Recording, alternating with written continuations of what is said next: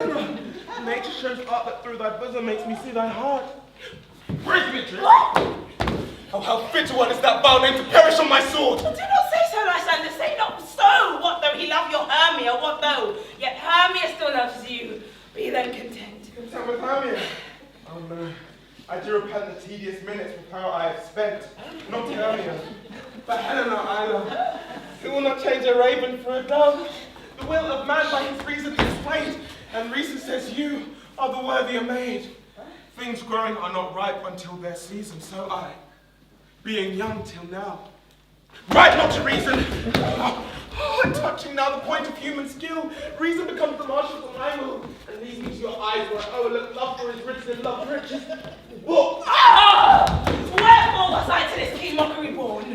When your hands and I deserve this scorn? It's not enough. It's not enough, young man, that I did never, no, nor never can deserve a sweet look from Demetrius's eye, but you must flout my insufficiency. Oh! It's right you do me wrong. Good sooth you do, in such a shameful manner me to woo. But fare you well. Force I must confess I thought you lord of more true gentleness. Oh, that a lady of one man refused should of another therefore be abused. She sees not Hermia. Hermia, sleep thou there, and never mayst thou come Lysander near, and all my powers address your love and might. To honour Helen, and to be her knight.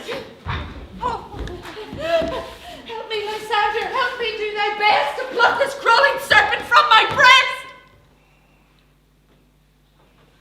Ay me, for pity, what a dream was here. Lysander, look how I do quake with fear. Methought a serpent ate my heart away, and you sat smiling at his crook.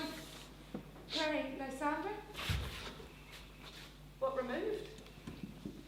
Lysander, Lord! What, out of hearing? Gone? No sound? No word? Alack, where are you? Speak! And if you hear, speak of all loves, I swoon almost with fear. No? Then I perceive you are not nigh. Either death, or you I'll find immediately.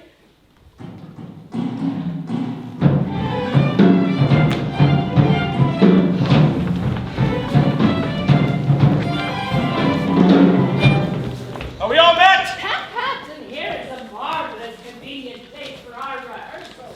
This green plot shall be our stage, this hawthorn bring our dressing room, and we shall do it in action as we shall do it before the Queen. Patricia Quince, What sayest thou, Billy Bottom? there are things in this comedy of Pyramus and Thisbe that will never please. First, Pyramus must draw a sword to kill himself, which the ladies cannot abide. How answer you that? Oh, by Our Lady, parlous fear. Well, I believe we must leave the killing out when all is done. Look, not a whit. I have a device to make all well. Write me a prologue, and let that prologue seem to say that we will do no harm with our swords, and that Pyramus is not killed indeed. And, for the more better assurance, tell them that I, Pyramus, am not Pyramus, but Bottom the Weaver. This will put them out of fear. Well, we shall have such a prologue. Oh, will not the ladies be afeard of the lion? Oh, well, I fear not a problem. Oh, friends, you ought to consider with yourselves to bring in, God shield us, a lion among ladies is a most dreadful thing. We ought to look to it. Oh, therefore, another prologue must tell that she's not a lion. Oh, nay! She must name her name, and half her face must be seen through the lion's neck, and she herself must speak through, saying thus, or to the same effect, ladies, or fair ladies. I would wish you, or no, I would request you, no, I would entreat you not to fear, not to tremble, my life for yours. If you think I come hither as a lion, it were pity of my life. I am no such thing.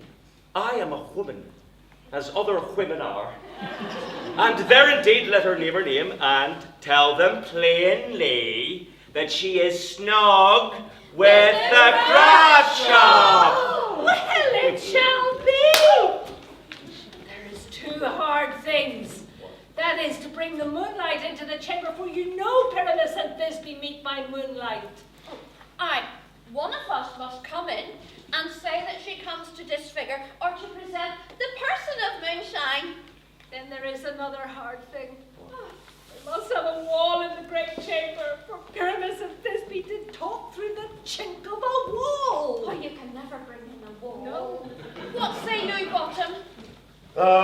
Some woman or other must present wall, and let her have some plaster and some rough cast about her to signify wall, and let her hold her fingers thus, and through that cranny will Pyramus and Thisbe whisper. Oh, well, if that may be, then all is well. Get in! Come, sit down and rehearse your parts. Pyramus, you begin. And when you have spoken your speech, enter into those bushes, and so everyone according to their cue. What hempen homespuns have we swiping here? So near the cradle of the fairy. Oh, speak, Pyramus, Thisbe, stand forth. What a play to work. I will be an auditor, an actor too, perhaps, if I see cause. Thisbe!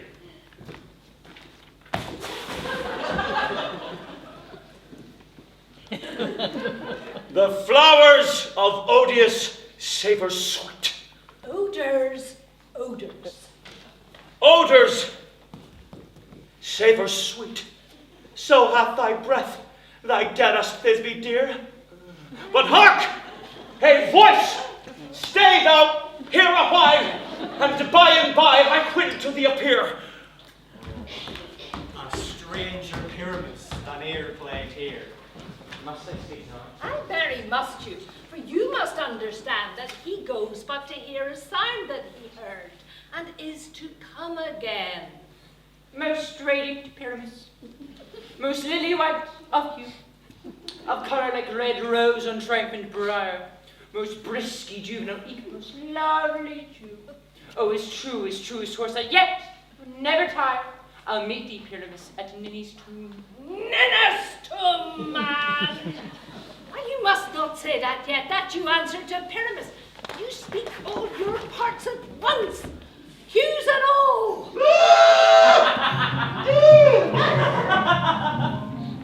Enter, Pyramus. Your cue is past. It is never tired. Oh, it's true, his horse that yet will never tire. If I were fair, I were only thine. Monsters! Oh, strange! We are haunted! Fly, ladies!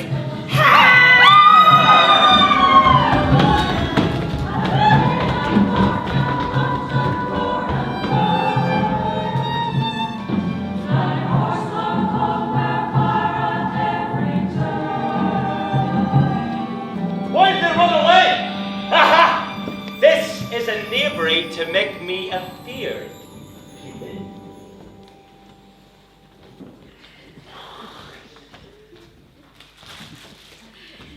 Oh! Bottom, thou art changed. What do I see on thee? What do you see? You see an asshead of your own kind? Bless thee, Bottom! Bless thee! Thou art translated!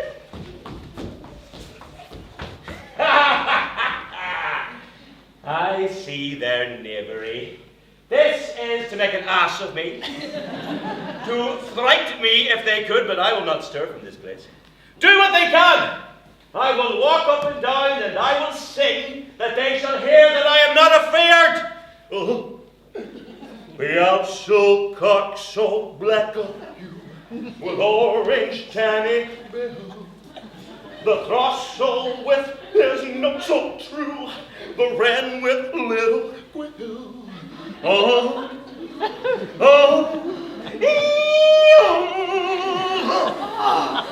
What angel wakes me from my flowery bed? it's the sparrow and the lark, the plain song cuckoo gray, whose note doth many a man doth mock, and dare not answer nay. I pray thee, gentle mortal, sing again. Oh, oh, oh,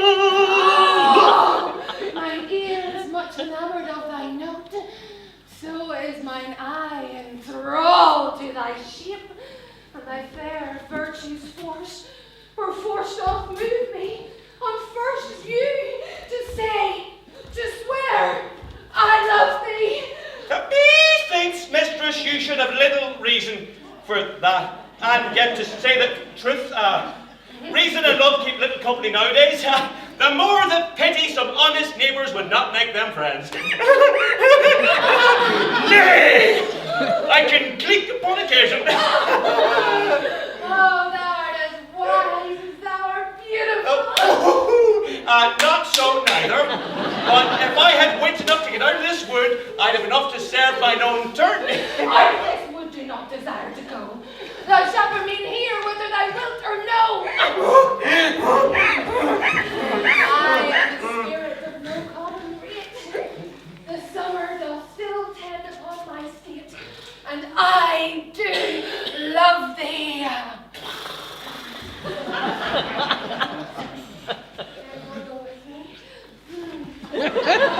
Fairies to attend on me, and they shall fetch thee jewels from the deep, and sing while thou on pressed flowers dost sleep. And I will purge thy mortal grossness so thou shalt like an airy spirit go. Face blossom! Moth! Cobweb! Mustard seed! Be kind and courteous to this gentleman, hot in his walks and gambol in his eyes. Feed him with apricots and dewberries, with green grapes, purple figs, and mulberries. The honey bag steal from the humble bees, and for night tapers, crop their waxen thighs, and light them at the fiery glowworm's eyes, to have my love to bed and to arise. Not two bells, and doom courtesies. Hell, mortal! Hail! I beseech your worship's mercy heartily. I beseech your worship's name. Good Madame Cobweb, I desire you of more acquaintance. And your name, honest gentlewoman? Peace blossom. Commend me to Mistress Squash, your mother, and to Master Peascod, your father. I desire you more acquaintance too. And your name, honest gentlewoman? Mustard seed. Madame Mustard Seed. I promise you and your kindred have made mine eyes water ere now. I desire you of more acquaintance too. Come, lead him to my bower. The moon, methinks, looks, but with a watery eye. And when she weeps, weeps every little flower, lamenting some enforced chastity. Tie up my love stone. Bring him silently.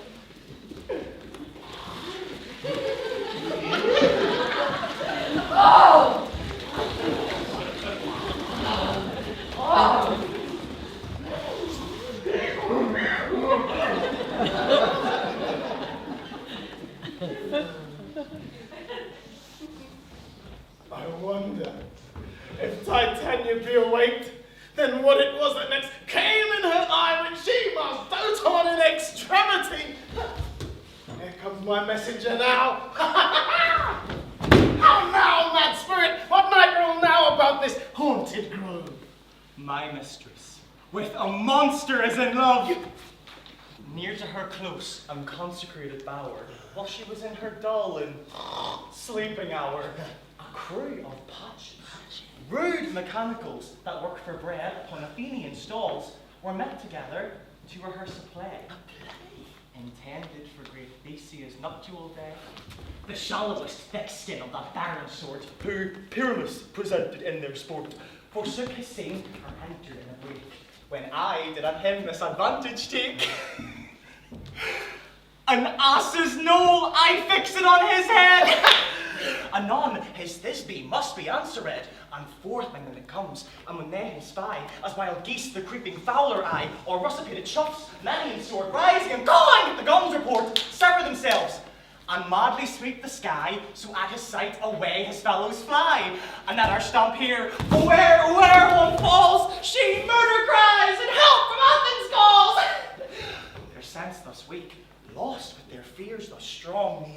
senseless things begin to do them wrong. For briars and thorns at their apparel snatch, some sleeves, some hats, from yielders all things catch. I led them on in this distracted fear, and left sweet Pyramus, translated there. When in that moment, so it came to pass, Titania waked and straightway loved an ass! His balls are better than I can devise. But hast thou yet matched the Athenian's eyes with the love juices I defeated? I took him sleeping, that's finished too, and the Athenian woman by his side, that when he waked of force she must be eyed. Stand close, this is the same Athenian. This is the woman, but not this man. Whoa! Oh, I rebuke you him that loves you so. Lay breath so bitter on your bitter foe. Now I have a chide, but I should use thee worse, for thy, I fear, has given me cause to curse.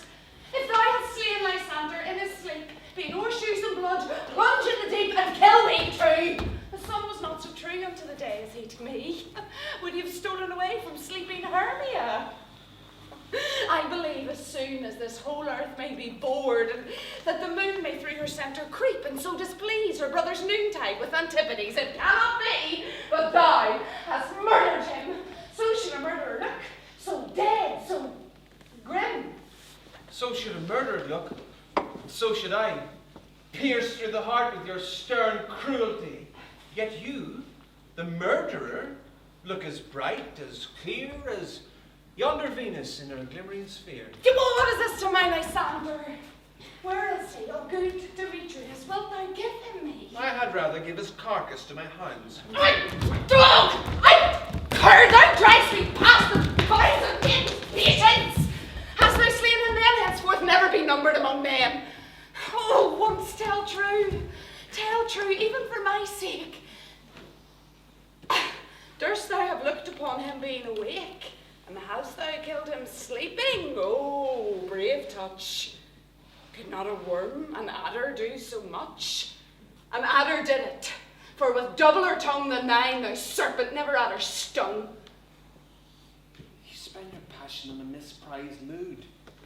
I'm not guilty of Lysander's blood, nor is he dead.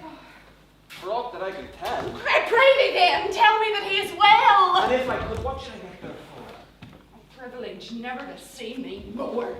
And from thy hated presence part, I so see me no more, whether he be dead or no.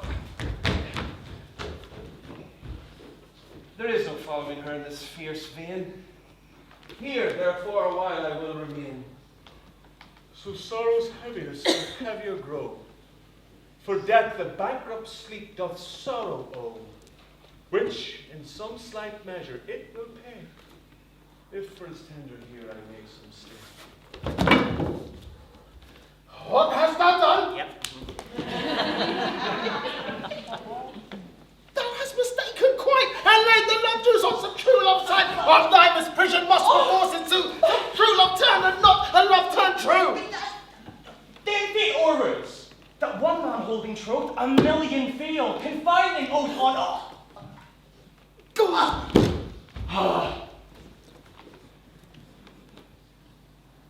About the woods, intend you go. Helena of Athens, look thou find. Oh, fancy free she is, and pale of cheer, with sighs of love that cost the rich blood dear. By some illusion, see thou bring her here. I charm his eyes, then she do appear. I go, look how I go, swifter than an arrow from the carter's bow. Flower of this purple dye, hit with Cupid's archery, sinking upon his eye, when his love he doth espy. Let her shine as gloriously as the Venus of the sky. When thou wakest, if she be by, beg of her for remedy. Captain of our fairy band, Helena is here at hand, and the youth, mistook by me, pleading for a lover's fee, shall we their fond pageant see. Lord, what fools these mortals be! Stand close, the noise they make will cause Demetrius to awake. Then will two at once we won, that must needs be sport alone. And those things do best please me, that will fall preposterously. Why should you think that I should woo and scorn? Scorn and derision never came with tears. Look! When I vow, I weep. And vow so born in a nativity, all truth appears. How can these things in me seem to scorn you? Brained by the faith to prove them true. Will you do advance your cunning more and more, when truth kills truth? Oh, devilish holy pray, these vows are Hermia's. Will you give her all? Your vows to her and me will even weigh. Put into two scales will even weigh. I had no judgment when to her I swore. No, none in my mind, now you give her all. Demetrius loves her, he loves not you. Oh, Helen. Goddess, nymph, perfect, divine. To what my love shall I compare thy line? Crystal is muddy. Oh, how ripe and show thy lips those kissing cherries tempting grow. Oh, let me kiss but once this seal of bliss. Ah, spite! Oh, hell! I see you are all bent to set against me for your merriment. If you were civil and knew courtesy, you would not do me thus much injury. To vow and swear and super praise my parts when I am sure you hate me with your heart. You both are rivals and love Hermia. And now both rivals to mock Helena, a trim exploit, a manly enterprise to conjure up tears in a poor maid's eyes with your derision. None of noble sort would so offend the virgin and extort a poor soul's patience, or to make your sport. You are unkind, Demetrius. Be not so. You love Hermia, this you know, I know. And herewith, all goodwill with all my heart, in Hermia's love, I yield you up my part, and yours of Helena to me bequeath, whom I do love, and will do to my death. Never did mockers wait for idle breath. Lysander, keep thy Hermia, I will none. If e'er I loved her, all that love is gone. My love to her as guest swine sojourned. And I to Helen is at home returned, there to remain. Helen, it is not so. The spirit of the evening does not know, lest thou... Abide thy dear! Look, when thy love comes, yonder is thy tear. Lysander, father! Why unkindly didst thou leave me so? Why should you say him love not pressed to go? What love could press Lysander from thy side? Lysander's love that will not let him spy, spare Helena, who morning girls from nights, and all you fiery eyes and eyes of light. Why seekest thou me? Could not this let thee know? The hate I bear thee made me leave thee so. You speak not as you think, it cannot be. No, she is one of this confederacy. Now I perceive they have conjoined all three to fashion this false sport in spite of me. Injurious Hermia, most ungrateful maid, have you conspired, have you with these contrived to bait me with this foul derision? That's all the counsel we two have shared, the sisters' vows, the hours we have spent when we ensured the haste that put in time for parting us. Oh, it's all forgot. All school days friendship, childhood innocence. We, Hermia, like two artificial gods, have with our needles created one flower, both on one sampler, both sitting on one cushion, both warbling of one song, both in one key, as if our hands, our sides, voices, and minds had been incorporate. So we grow together, like to a double cherry, seeming parted, but yet an union in partition. And will you rent our ancient love asunder, to join with men in scorning your poor friend? 'Tis not friendly, 'tis not maidenly. Our sex as well as I may chide you for it, though I alone do feel the injury. I am amazed at your passionate words. I scorn you, not it seems that you scorn me. Have you not set Lysander as in scorn to follow me and praise my eyes and face? And made your other love Demetrius, who but even now spare me with his foot, to call me goddess, nymph, divine, and rare, precious, celestial. Wherefore speaks he this to her he hates? And wherefore doth Lysander deny your love so rich within his soul, but by your setting on, by your consent, what though I be not so in grace as you, so hung upon with love, so fortunate but miserable most to love unloved, this you should pity rather than despise. I understand not what you mean by this. I do persever, counterfeit sad looks, make mouth upon me when you turn, I turn my back. Wink at each other, hold this weakness up. This sport well carried shall be chronicled. If you had any pity, grace, or manners, you would not make me such an argument. But fare you well. 'Tis partly my own fault, which death or absence soon shall remedy. Stay, gentle Helena, hear my excuse. My love, my life, my soul, for Helena. Excellent! Sweet, do not scorn her so. If she cannot entreat, I can compel. Thou canst compel her more than she entreats. Thy grace and no more strength than her weak prayers. Helen, I love thee. By my life I do. I swear by that I will lose to these primitive forces that I mean not. I say I love thee more than he can do. If thou sayest so, withdraw and prove it too. Lysander, where do you can all this? Hang up, thou cat! Thou verbal thing let loose, or I will shake thee from me like a serpent. Why are you growing so rude? What cheating, sweet love? Oh, my love, outvoted medicine, hated passion. Do you not jest? I snooze, and so do you. Demetrius, I will keep my word with thee. I would have had your bone frag receive a weak bone hold you. I'll not trust your word. Oh, what shall I strike her, hurt her, kill her dead? Although I hate her, I'll not harm her so. What? Can you do me greater harm than hit me? Wherefore? I mean, what news, my love? Am I not Hermia? or not you, Lysander? I am as fair nigh as I was erewhile. Since night you loved me, yet since night you left me. Why then you left me? Oh, God forbid. In earnest, shall I say? I, by my life, I never did desire to see thee more. Therefore, be out of hope, of question, of doubt. Be certain, nothing truer. 'Tis no jest that I hate thee and love Helena. I, me, you.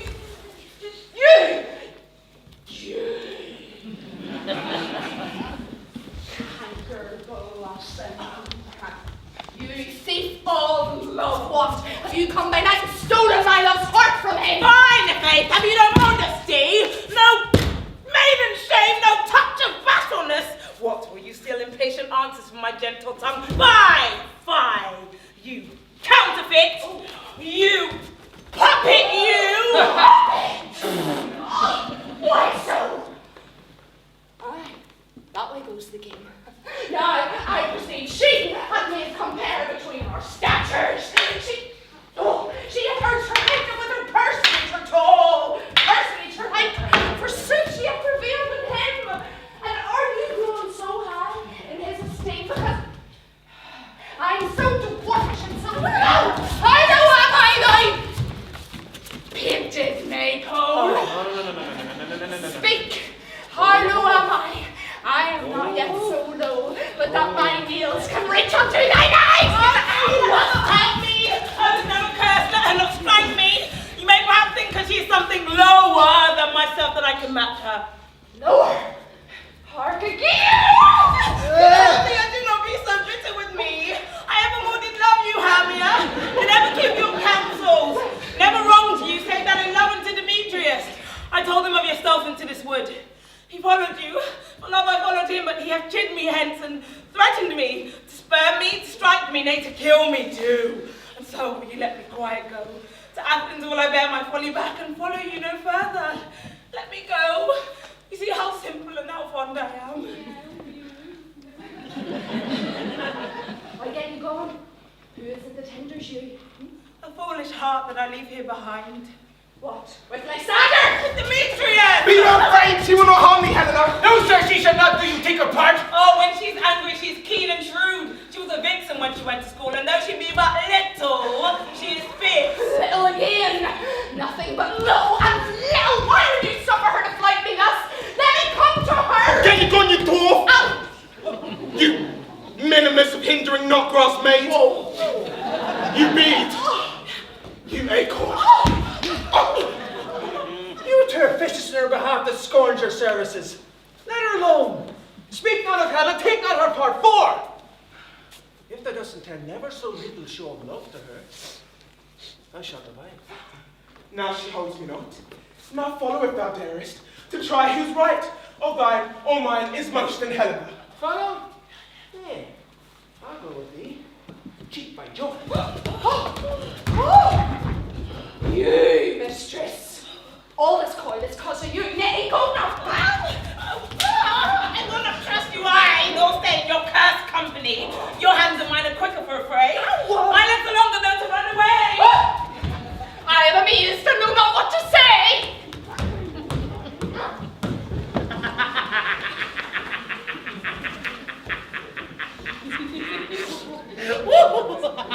Still, thou mistakest. What else commits thou knaveries willfully? Believe me, King of Shadows, I mistook. Did not you tell me I should know the man by the Athenian garments he had on? And so far, blameless proves my enterprise that I have anointed an Athenian's eyes. And so far am I glad it did so sort. At this, their jangling I esteem a sport. Bead!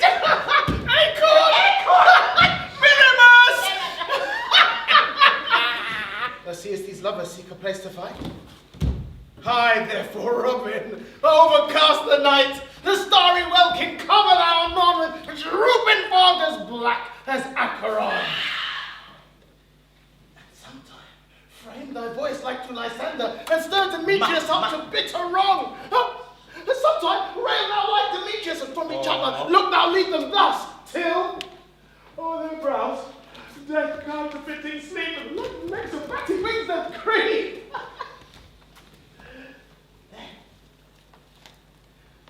Crush this juice. Wrong. Crush this juice into Lysander's eyes. whose liquor hath this virtuous property, to take from thence all error with his might, and make his eyeballs roll with haunted sight. When next they wake, all this derision shall seem a dream and fruitless vision. And back at Athens shall the lovers wend, and league of fatal death shall never end. While I, in this affair to thee employ, alter my queen, and claim my changeling boy. And then I shall her charmed eye release from monsters' view, and all things shall be peace. My fairy lord, this must be done with haste, for night-swift dragons cut the clouds fall fast, and yonder shines Aurora's harbinger, at whose approach ghosts wandering here and there trip home to churchyards.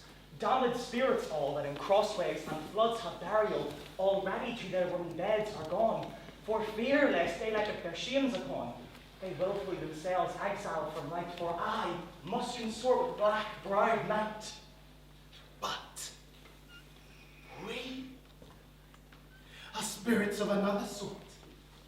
I, with the morning's love, have oft made sport, and like a forest to the groves may tread, even to the eastern gate all fiery red. Opening on Neptune with fair blessed beams, turns into yellow gold his salt green streams. But, notwithstanding, haste, make no delay, we may effect this business yet ere day.